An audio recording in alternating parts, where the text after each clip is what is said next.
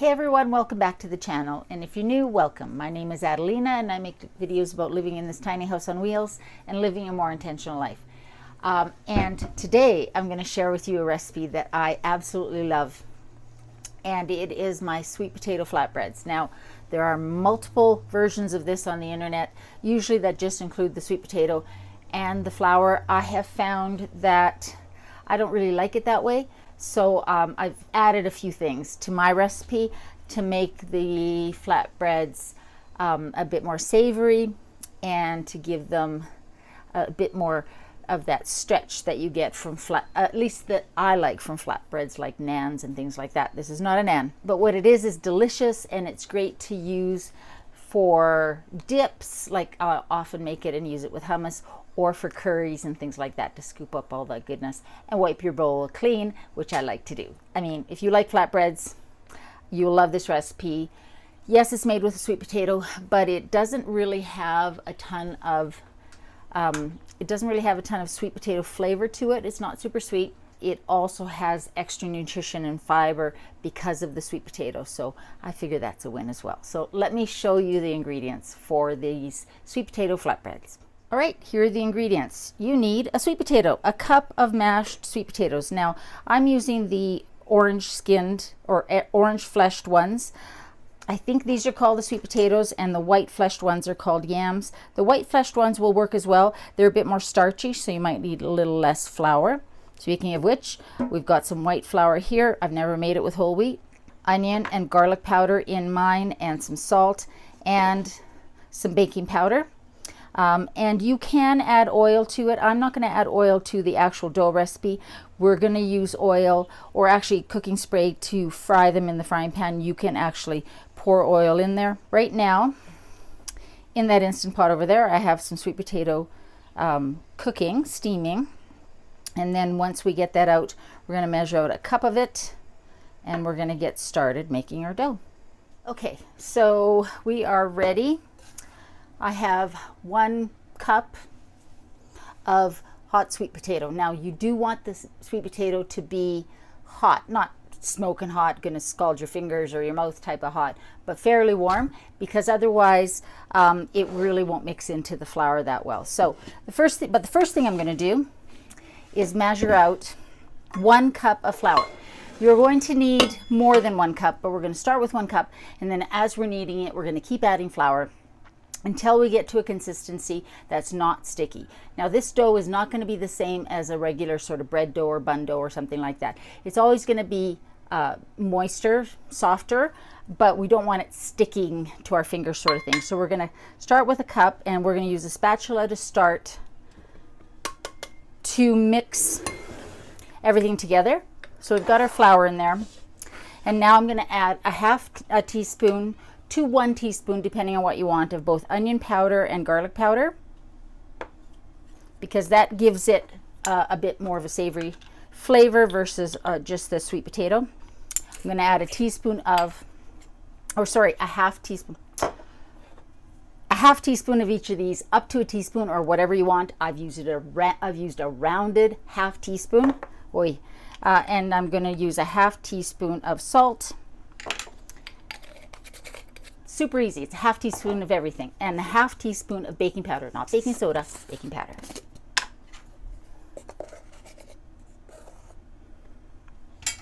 Now I'm just going to whisk that together to get everything incorporated. It's just better to mix the spices in with the flour beforehand so that you know it's incorporated well throughout the dough. And now I'm going to add the sweet potato, and I'm going to start by just mixing it in with the spatula. No point in getting our fingers all sticky and messy any sooner than we have to. Now, it's going to seem like there's no way that's all going to incorporate. It will.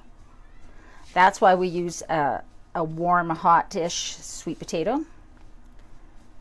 It will absorb all of the flour into it.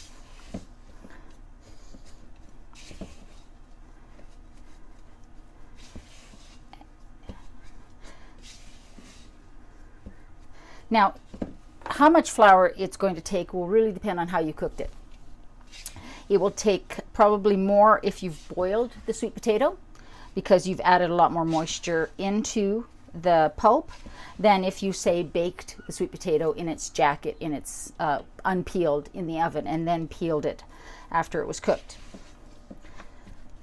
So you can see now that it has absorbed all of that flour and is now still fairly sticky. So I'm going to add a little bit more flour. I'm not going to use that. I'm going to use a 1/4 cup because I don't know. So I'm just going to add, you know, a 1/4 cup. See how that mixes in. Eventually I'm going to switch to my hands, which are clean. I think now is the time to do that.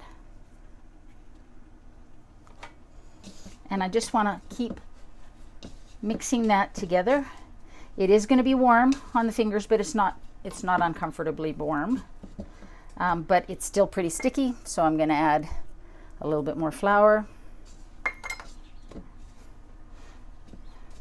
because we want the flatbreads to stick together and we want the gluten in the flour to activate.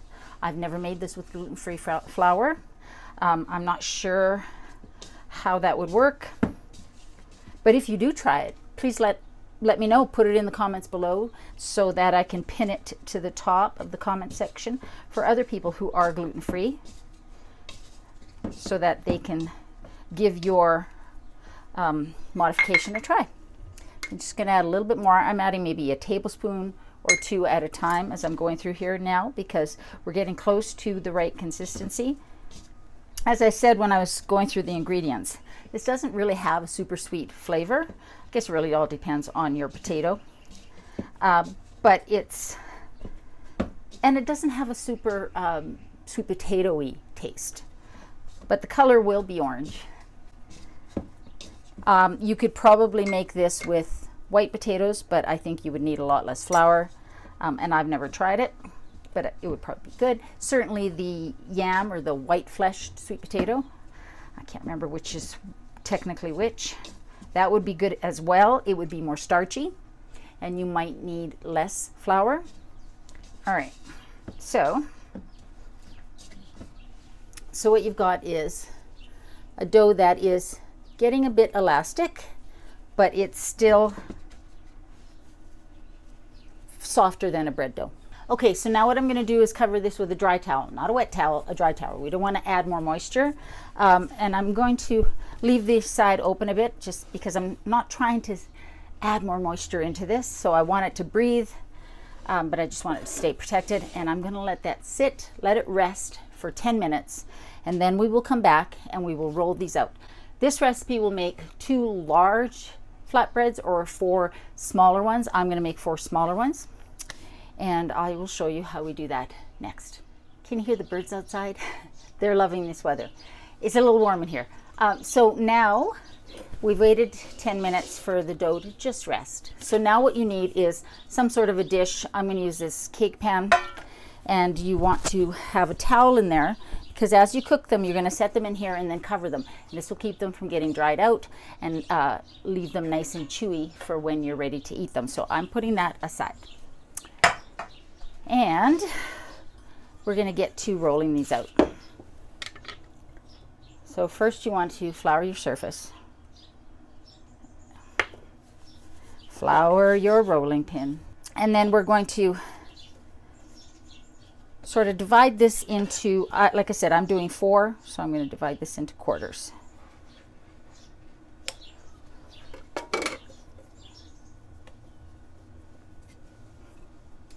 And we're going to roll these out individually to whatever size we want. Now, I guess you could roll them out fairly thin and make them more into tortillas. I don't do that. I like mine to be more like naan breads. So, I don't know. I really couldn't say. I've never actually measured the diameter of them.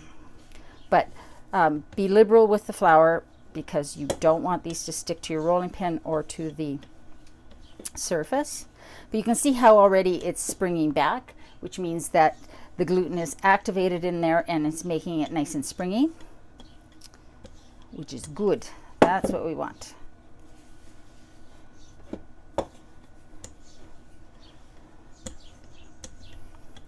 So that's about as big as I want.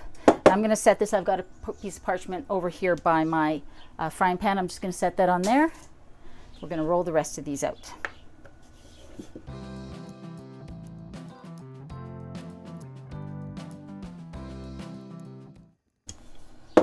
Okay, that's the last one. So I'm going to move us over to, the frying pan and show you how we cook them. Okay, so we're going to get started. Like I said, I've got my pan here. You could use a plate, just something with a clean tea towel in there. Now, a lot of people will fry these in oil, and that's fine too. Or they will just cook them dry.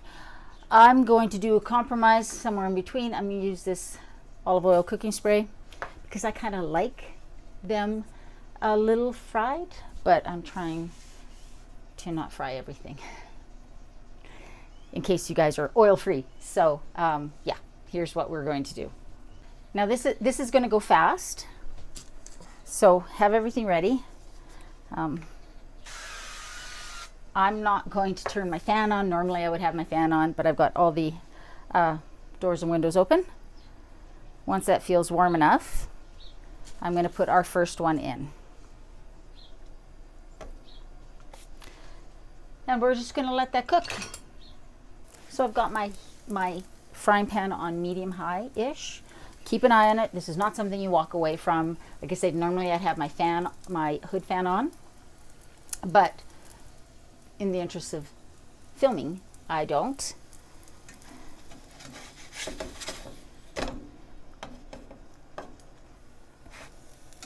So you can sort of see that it's bubbling a bit.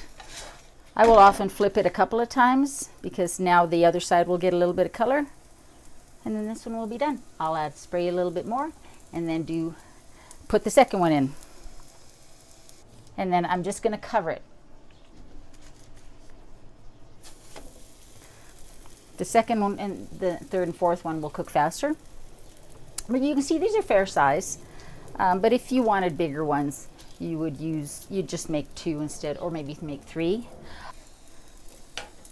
All right, so I'll put that in there, and then I'm gonna spoon up myself some curry, and I'm gonna show you just how soft and chewy these are, which is what a flatbread should be. I'm ready to eat, and I am hungry, as I always am when I do these cooking videos, which is what my inspiration is. So let's give this a try. I just want to show you how well that tears. We'll try it on its own.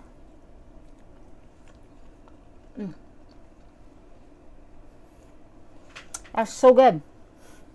Do I say that every single time? I mean it every single time. That is so good. It's a little sweet because of the sweet potato, but not super sweet. And it's nice and chewy and kind of stretchy, which is what I love from flatbreads like Nan's.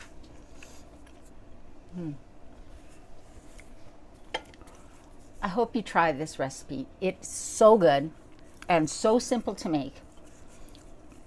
So now anytime you have the urge for something like this, you know how to make it. If you have a sweet potato and you're wondering what to do with it, now you know one idea. I happen to love sweet potatoes, yams. I think I've mentioned many times that I like all potatoes. And the sweet potatoes in particular have a little extra vitamins in there. Anything that's a bright color like that orange is going to have a little extra beta carotene and all sorts of other things in there. That's good.